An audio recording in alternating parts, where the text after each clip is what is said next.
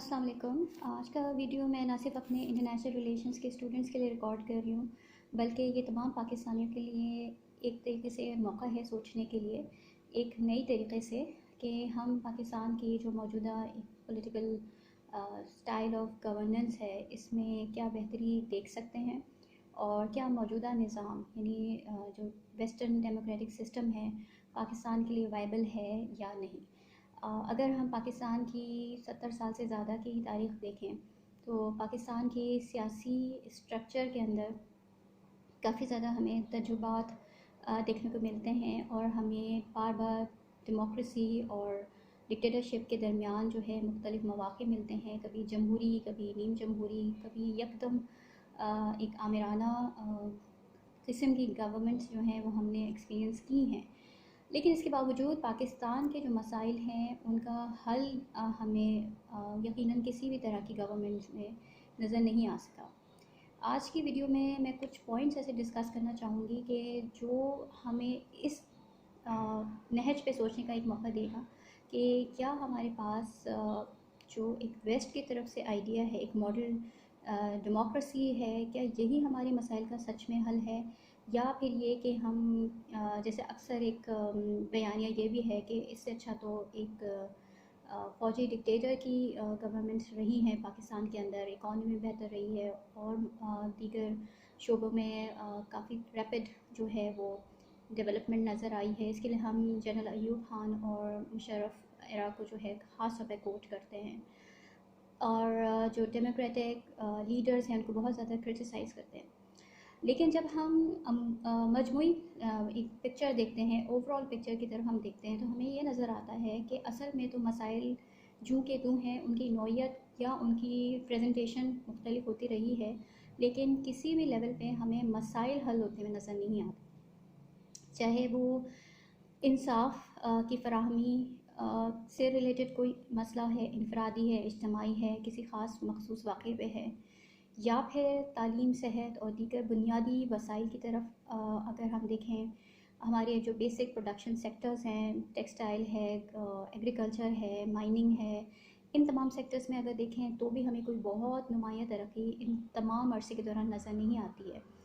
अच्छा काम हुआ है लेकिन बहुत ही लिमिटेड स्केल पर हुआ है और बहुत ही मुख्तसर दौरानिए के दरमियान हमें देखने को मिलता है, लेकिन एक कंटिन्यूस जो हमें पॉलिसी है वो नज़र नहीं आती। तो आज का क्वेश्चन जो मेरे दिमाग में था, और ऐसे क्वेश्चन अमूमन क्लास में लेक्चर्स डिलीवर करते हुए ज़रूर आते हैं और फिर क्लास में एक अच्छा सा डिस्कशन इसके ऊपर जनरेट होता है, लेकिन सोशल मीडिया पे भी हमें एक अल्टरनेटिव सिस्टम के बारे में बात ज़रूर करनी चाहिए कि या तो हम पाकिस्तानी एक एक्सट्रीम राइटिस्ट हैं या एक्सट्रीम लेफ्टिस्ट हैं। हम इसके अलावा किसी और नहज पे सोचने की कोशिश नहीं करना चाहते। हमें लगता है कि शायद जमहूरियत को ख़तरा है या फिर शायद इस्लाम को ख़तरा है और हम इसी के दरमियान जो है वो ड्वेल करते रहते हैं। मेरा क्वेश्चन ये है कि पाकिस्तान की अगर जो ग्राउंड रियलिटीज़ देखें, और ग्राउंड रियलिटीज़ यही हैं, एक तो ये कि आपके पास सिस्टम जो है वो ब्रिटिश कॉलोनियल सिस्टम और वो जो माइंड सेट्स है उसके साथ बना हुआ एक कंस्ट्रक्ट हुआ है। We did not create a system of our selves. हमने उसी सिस्टम को ख़ास तौर पे जो लॉ एंड ऑर्डर है या जो लीगल फ्रेमवर्क है उसी को लेके हम चलते रहे हैं। ब्यूरोक्रेसी एक बहुत बड़ा मसला है, यानी अगर पाकिस्तान के अमूमी मसाइल को अगर हम किसी दो सेक्टर्स के दरमियान अगर हम ज़्यादा कसूरवार ठहराना चाहें तो मेरी नज़र में या तो हमारा लीगल सिस्टम जिसके अंदर जस्टिस जो है वो सही तरीके से मिलना, फौरी तौर पे मिलना या एक प्रॉपर वे में मिलना, ये तकरीबन नामुमकिन है। जिसकी मिसाल आपको दिन रात नज़र आती है कि किस तरीके से जो ताकतवर या इन्फ्लुएंशियल हल्का है वो हमेशा बच जाता है कानून के हाथ से, और कमज़ोर जो है वो हमेशा इसकी ज़द में आता है। और दूसरा हमारा जो एडमिनिस्ट्रेटिव सिस्टम है बुरी तरीके से एक रॉटन सिस्टम है, बुरी तरीके से एक फ्लॉप्ड है। इसके बावजूद आप बहुत ज़्यादा रिगार्ड करते हैं, कोई CSS क्वालिफाइड हो, कोई सिविल सर्वेंट हो, कोई सिंध या पंजाब या किसी भी प्रोविंशियल जो ब्यूरोक्रेसी है इसका हिस्सा हो।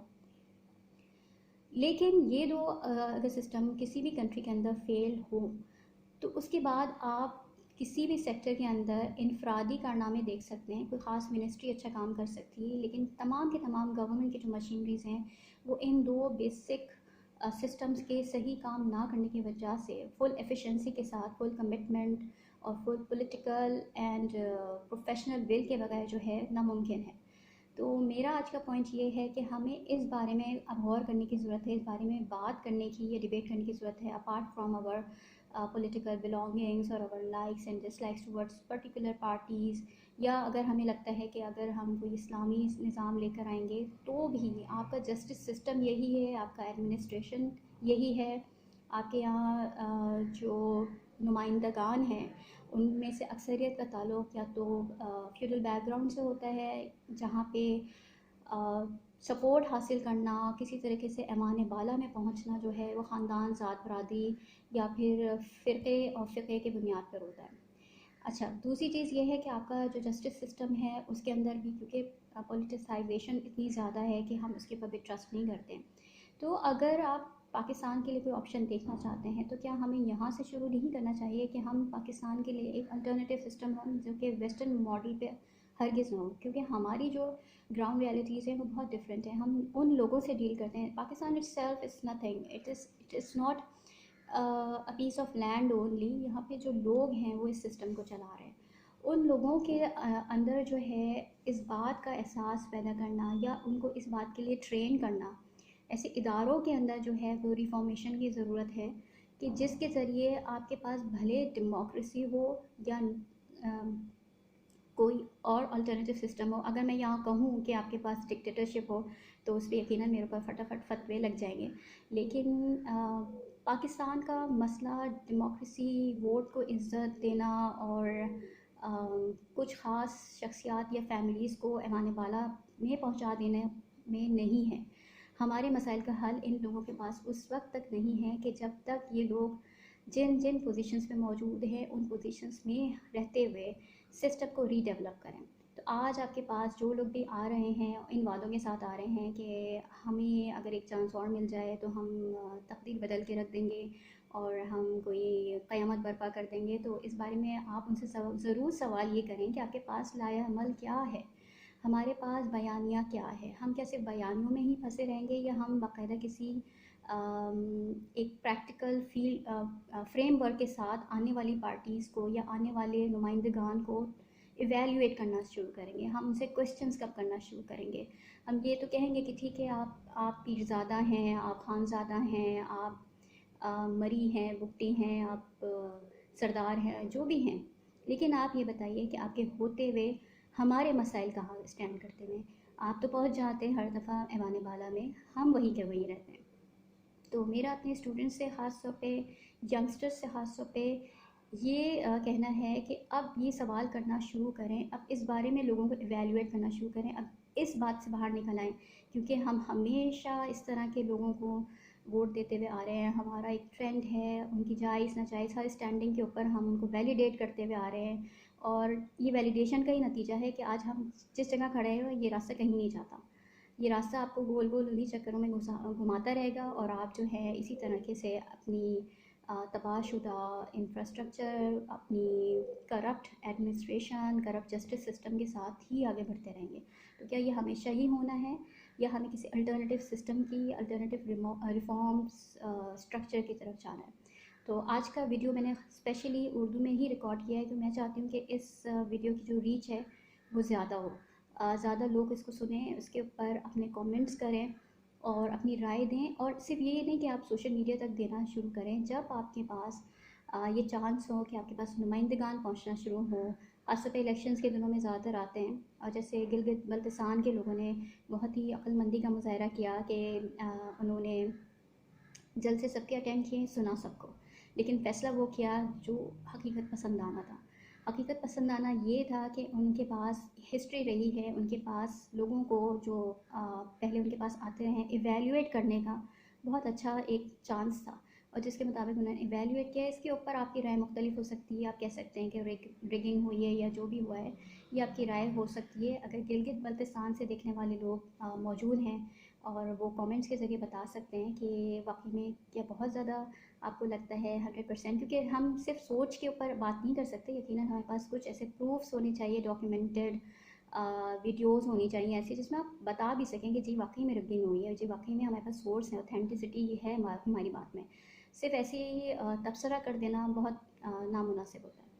तो या ये वीडियो जो है मैं इधर ख़त्म कर रही हूँ। मुझे आपकी पार्टिसिपेशन का बहुत इंतज़ार रहेगा, मेरे स्टूडेंट्स के पार्टिसिपेशन का स्पेशली।